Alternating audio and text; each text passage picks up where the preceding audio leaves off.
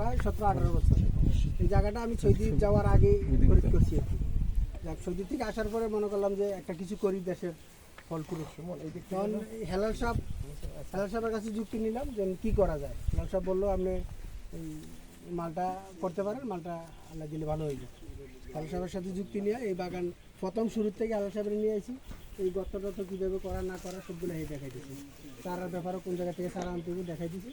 দেখা দেওয়ার পরে ইনশাল্লাহ বাগান করার পরে আমি যেই বছর বাগান করছি এই বছরও চারা লাগানোর 8-9 মাস পরে ফল আসার পরে 1,60,000 টাকায় 17 বছর বিক্রি করছি। সুবিধা করতে পারিনি। এবছরও ফল অতি খরানের কারণে অনেক বেড়ে গেছে আর কি। ফল কিন্তু এরকম থাকে না, গাছ পাতা যত অত থাকে।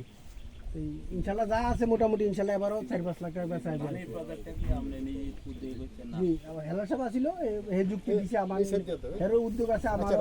এই সফলতা যেটুকু করছি আর কি 17-18 ফুট, 10 থেকে 12 ফুট করলে এই গাছগুলোতে হয়াত কম আর কি। 6-7 বছর পরে মনে হয় আস্তে দুর্বল হয়ে যায়।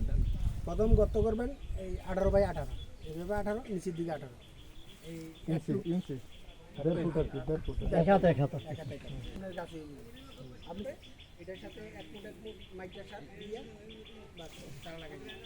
তারপরে ইনশাল্লাহ যখন আবার গাছে পাতা ফুটানোর পরে ওষুধ এমএমএস একটা ওষুধ আছে, এটা হচ্ছে ওষুধ দিলে আর পাতা পড়তো না, পাতা এমনি ক্লিয়ার থাকবে। এমএমএস ওষুধ দিলে সবসময় দিতে হবে। সবসময় বলতে নতুন পাতা ছাড়লে মাসে 4 বার দিলে হবে। আর ওই উড়ন্ত ফুক যেগুলো থাকে এগুলো থাকলে আপনি নাইট্রো দিবেন, আর যদি না থাকে নাইট্রো না দিলেও চলবে। এমএমএস সেটা সব কাজের কাজই করবে, সব কাজের কাজই করবে এমএমএস। সেটা ফলের রং সুন্দর করবো, এই বড়া